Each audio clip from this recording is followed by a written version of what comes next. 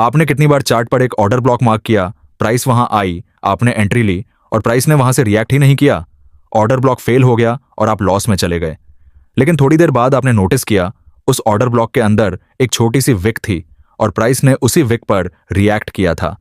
अगर आप उस विक को जानते होते तो आपकी एंट्री परफेक्ट होती। उसी विक को स्मार्ट मनी कॉन्सेप्ट्स में कहते हैं रिजेक्शन ब्लॉक।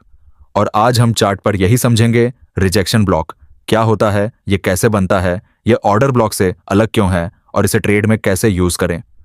सबसे पहले डेफिनेशन समझते हैं कि रिजेक्शन ब्लॉक क्या होता है। बिल्कुल सिंपल भाषा में, चार्ट पर हर कैंडल के दो हिस्से होते हैं, बॉडी और विक।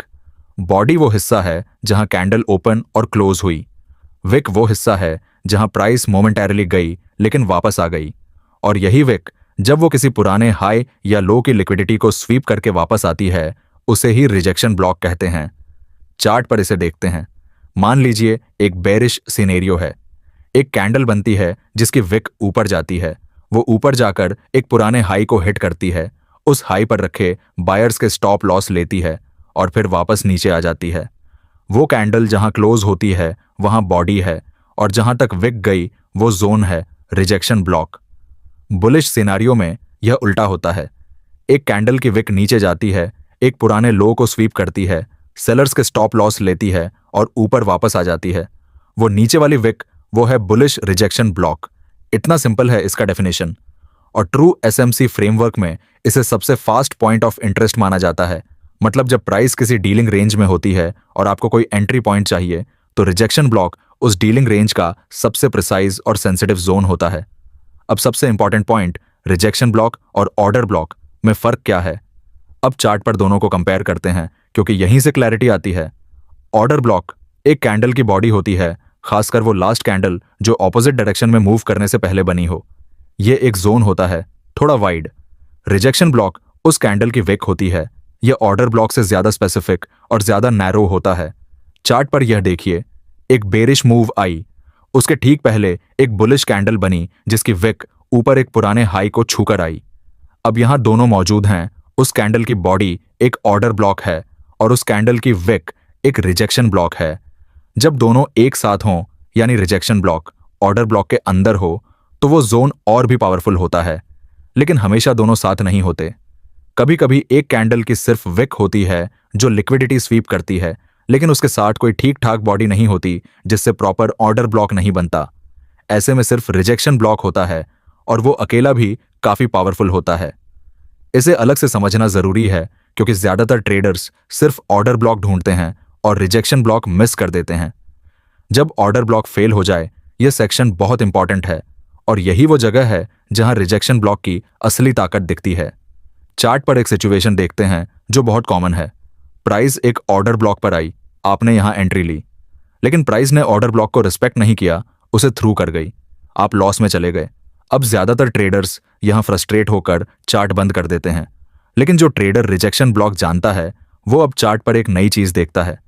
जब ऑर्डर ब्लॉक फेल होता है तो उस जोन में अक्सर एक रिजेक्शन ब्लॉक मौजूद होता है जो अभी तक अनटच्ड है। प्राइस जब ऑर्डर ब्लॉक को ब्रेक करके नीचे गई तो उस कैंडल ने एक विक बनाई। वो विक वो है आपका रिजेक्शन ब्लॉक।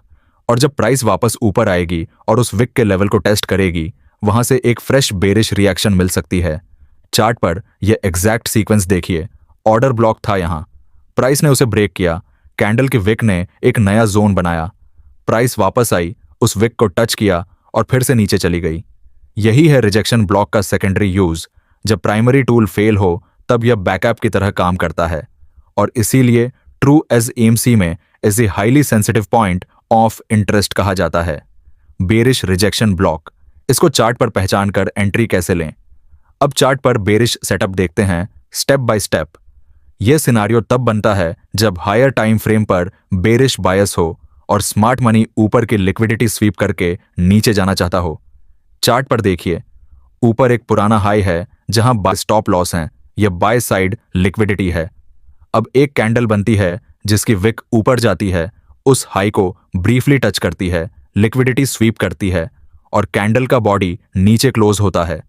वो ऊपर वाली विक, यही है हमारा बेरिश रिजेक्शन ब्लॉक। अब इस रिजेक्शन ब्लॉक को चार्ट पर मार्क करें। यह जोन है विक के टॉप से लेकर उस कैंडल के बॉडी के टॉप तक। जब प्राइस वापस इस जोन में आए, यहां सेल एंट्री लेनी है, क्योंकि यही वो एग्जैक्ट लेवल है जहां स्मार्ट मनी ने लिक्विडिटी ग्रैब की थी और बेरिश मूव शुरू किया था।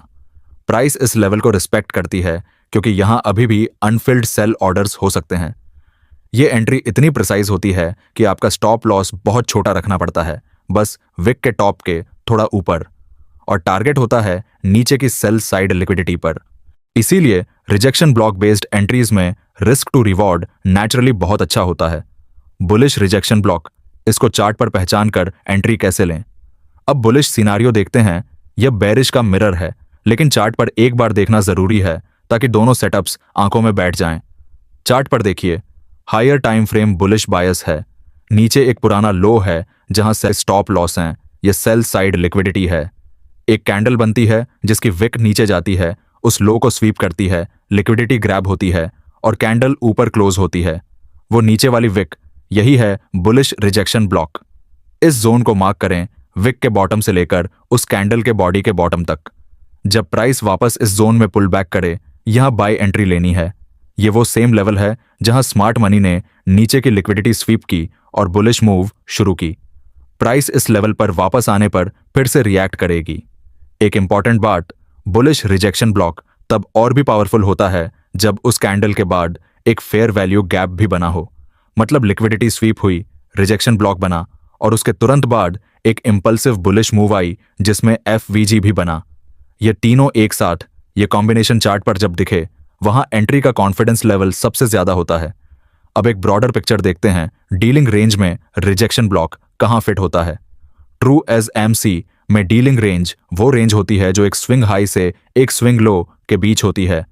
इस रेंज में कई PD एरेज होते हैं, order blocks, fair value gaps, breaker blocks और रिजेक्शन ब्लॉक्स, और इन सब में सबसे फास्ट रिएक्ट करने वाला रिजेक्शन ब्लॉक होता है।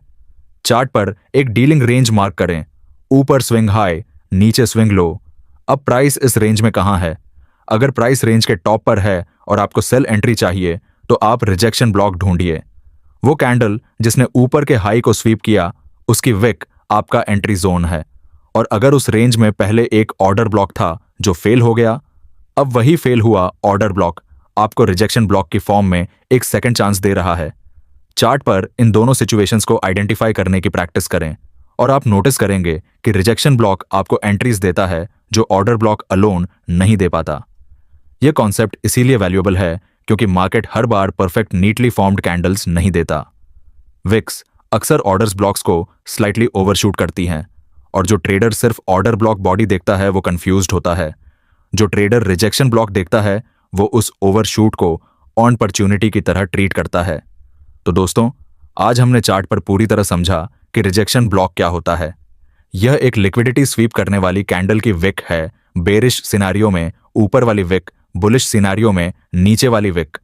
यह ऑर्डर ब्लॉक के साथ हो तो और पावरफुल होता है, और जब ऑर्डर ब्लॉक फेल हो जाए तो यह अकेला एक हाईली सेंसिटिव एंट्री जोन बन जाता है। डीलिंग रेंज में यह सबसे फास्ट PD अरे है और इसकी entries naturally tight, stop loss और अच्छा रिस्क टू रिवॉर्ड देती हैं।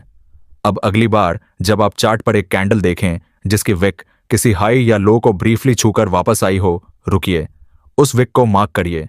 यही आपका रिजेक्शन ब्लॉक है, और जब प्राइस वापस उस जोन पर आए, आपके पास एक क्लीन प्रिसाइज एंट्री होगी। यही है ट्रू SMC का एक और वेपन।